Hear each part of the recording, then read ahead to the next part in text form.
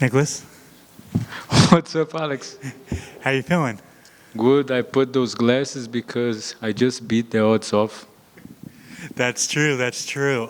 Man, it's been a few minutes since your fight. How do you feel about your performance? I feel great. I did exactly what I've been working a lot, extreme, and what I've been working with my coach and with my training parts. My main training partner was Julian Rosa, and he has a similar style and similar body. Like Julian is a very tall, 45 with very lanky arms and very aggressive, just like my opponent. And I knew that wouldn't be an easy task because this guy I fought, like when I watch his fight on Contender, everything looks perfect. We couldn't see nothing.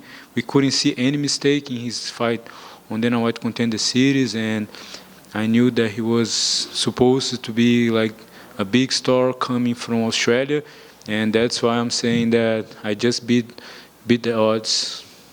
Yeah, you were a big underdog. Like you said, he was talking a lot of trash on social media. So, like, did that give you more motivation to go in there? Of course, that gave me a lot of motivation, but I don't know if it was personal, but I saw a lot of things of.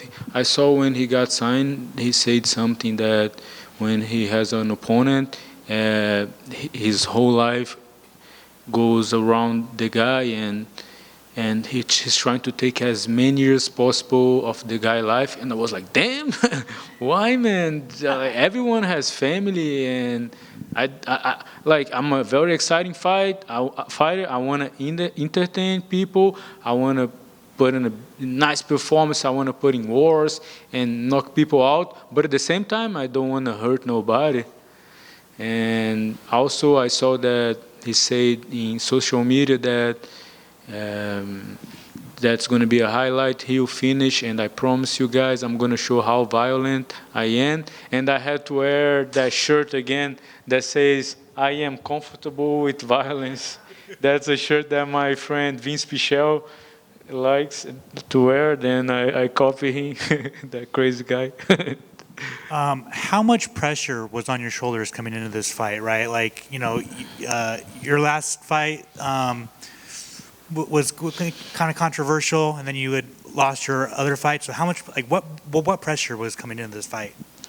In UFC, every fight it's a lot of pressure because UFC is the highest level of the sport, and we all know that in UFC you have to put in good performance, you have to win to keep your job, and yeah, it was always we have pressure, but pressure makes diamonds. And I want to ask you, like, what were the emotions like coming into this fight? Because you talk to anyone at Extreme Couture, and they always say Nicholas is one of the best fighters in that gym. Really? But you weren't showing up in the octagon Exactly, yes. as much as you were in the gym, right? So, Exactly. was that kind of frustrating? Yeah, of course it was, and my coach even says that, brother, you didn't show not even half of all your skills you have, and I knew that. But I know my beginning UFC was hard. My debut was Jim Miller, the guy who has the highest numbers of fighters and wins in the lightweight division, which is the hardest division in the whole sport. And I saw Jim Miller at the wings, and I say, brother. I'm fighting a debut guy, just like when we fought. I'm gonna do the same thing you did to me. I'm gonna use the experience, and that's what I did. I used my experience, and I did welcome Tom Nolan to UFC. And he's a great fighter. Like I said, when I watch his fight, everything looks perfect. He's undefeated, and he has a nice like body type. He's crazy, 6'3", and his body type is kind of like Sanhagen, and I see like he's so confident that he says that he's gonna be UFC champion, and he can do it because he's a very young guy. He's 23 years old, and even I think that was disrespectful. The things he said about me, he's young too. Like when I was that young, I did things like that too, and I had to learn, and that's how we learn in life. with experience, sometimes a bad experience, but we just gotta learn from that, and grow as a fighter, as a man, as a not just a man, that as a person. It was a quick turnaround. So are you turning? Are you trying to turn around quick again? Maybe fight on that Atlantic City card. Oh, that would be so nice, because the best times of my career was fighting there in Atlantic City. Yeah, my best fights used to be in Atlantic City. So yeah, that's a good idea. But also I have to go to Brazil at least a week. I have to go see I own then that, because I left home when I was really young to be a professional fighter, and after I moved to America by myself 6 years ago, and I'm always far from my family. And each time I go there, I see all my parents and all my whole family, everyone getting older, and I can't be so selfish, and I have to go there and give some love to my family. Then after come back and get another fight. And finally, for me, with your next fight, it has to be in front of a crowd, right? Because Oh you yeah, haven't had a yeah. UFC crowd yet. Yeah, that would be so nice to walk out with my walkout song and touching people's hands and feeling the energy of the crowd. And I feel always when I did fall with a crowd, was my adrenaline made me do some like crazy stuff, and I had some good knockouts with the crowd. Congrats. Thanks. I've just got one for you. You mentioned a little bit about the trash talk that your opponent had before the fight.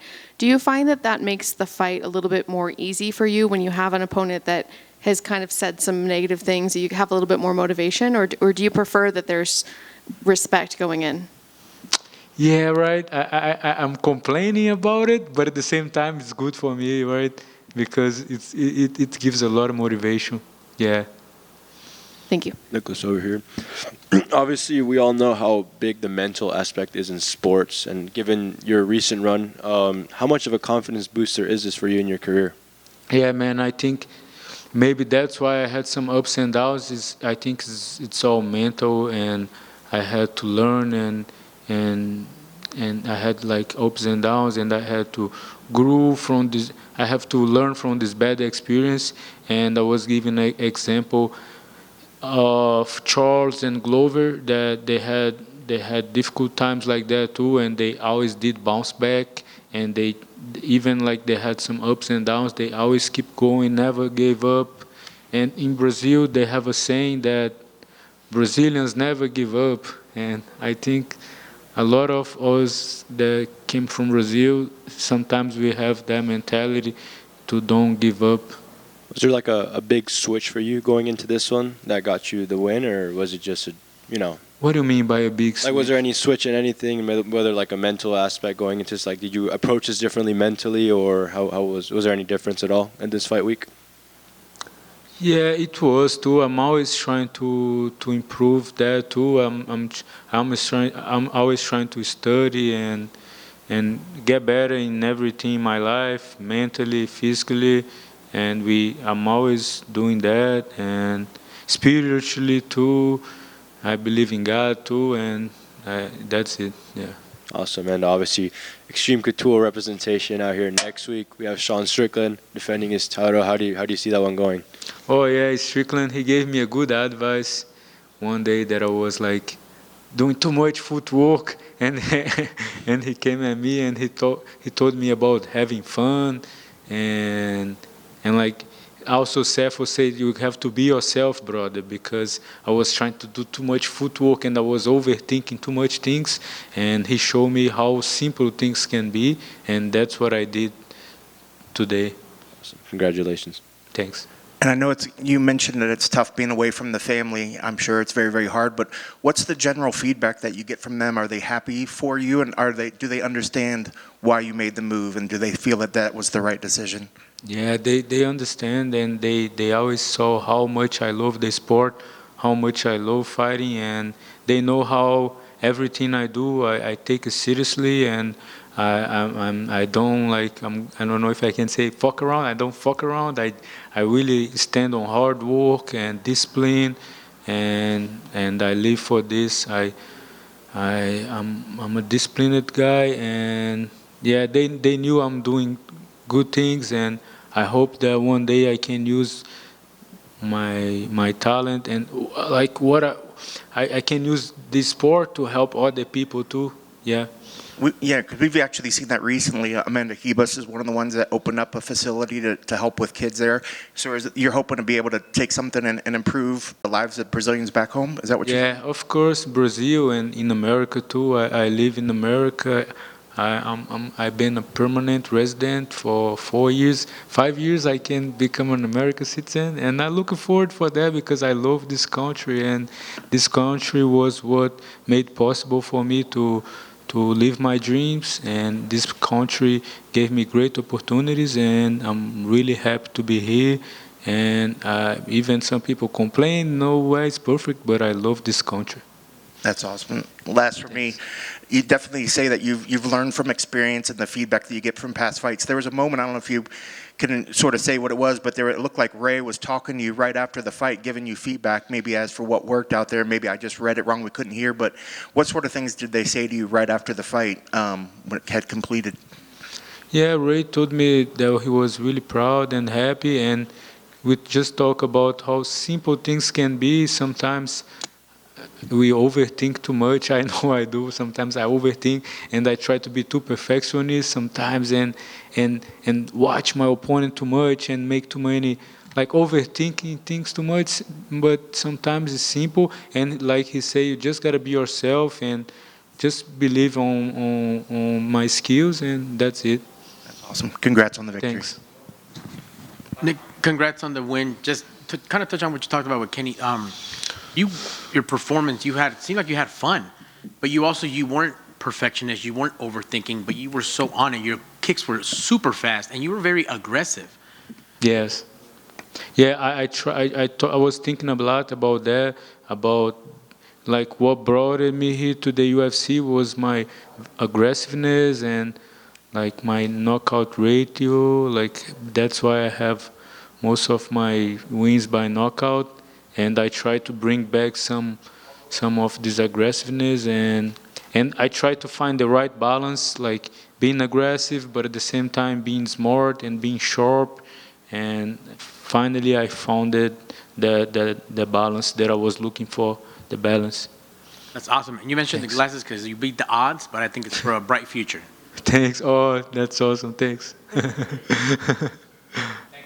Thanks. Right.